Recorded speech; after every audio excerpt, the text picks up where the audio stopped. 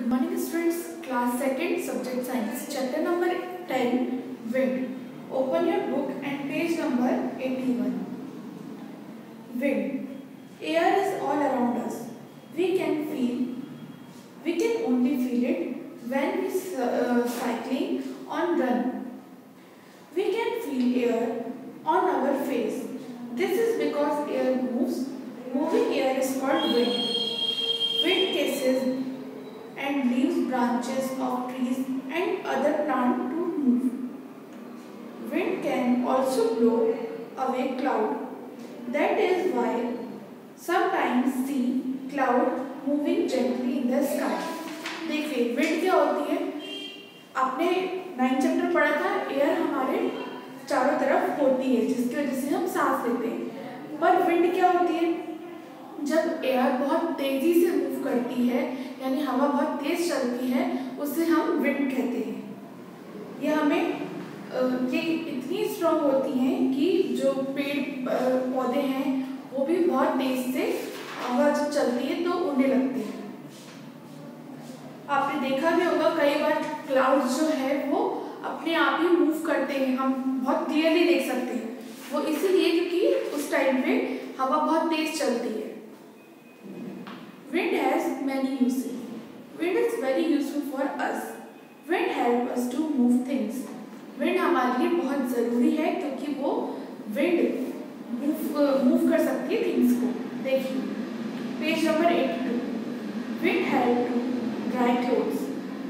तो wind हमारी मदद करती है कपड़ों को सुखाने में। Wind helps a kite to fly. Wind ही मदद करती है kite को fly करने में। Wind help a sailboat of sail. Wind he boat को मूव करने में हेल्प करती है क्योंकि बोट हवा की डायरेक्शन में चलती है। ये देखिए ये वाली जो बोट है इसमें जो ये कपड़ा लगा है वो हवा की वजह से ही बोट आगे बढ़ती है। The blade of windmill move with the help of wind. Windmill are used to grind and draw the water for well. जो विंडमिल है हमारी वो भी विंड से ही मूव करती है, जो उसकी ब्लेड्स हैं वो विंड से ही मूव करती है। जितनी तेज हवा चलेगी उतनी तेज विंडमिल चलेगी।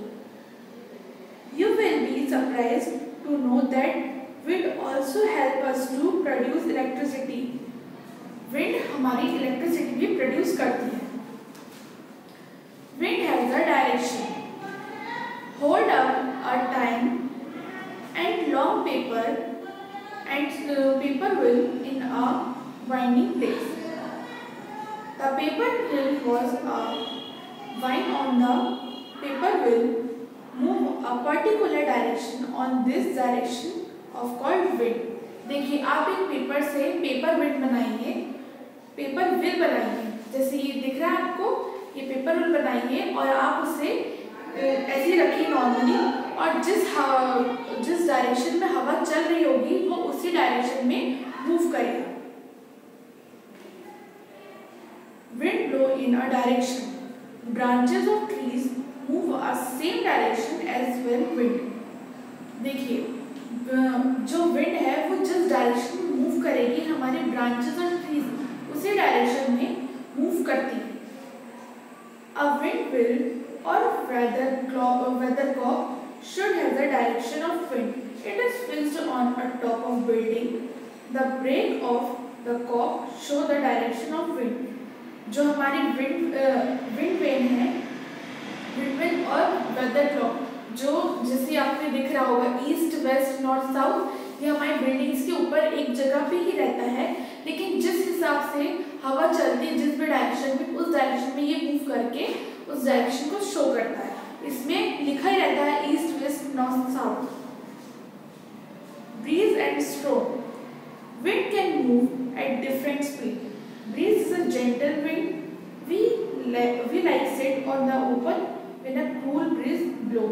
देखिए विंड दो तरह के बोले गए, एक ब्रीज और एक स्ट्रोम। ब्रीज क्या होती है? ब्रीज बहुत शांत से हवा चलती है जो हमें ठंडी ठंडी हवा देती है, वो होती है bridge. Storm is a strong wind that blow very fast. It has a lots of force that can be blow away things around us. A powerful storm can damage tree, house, crop and vehicles.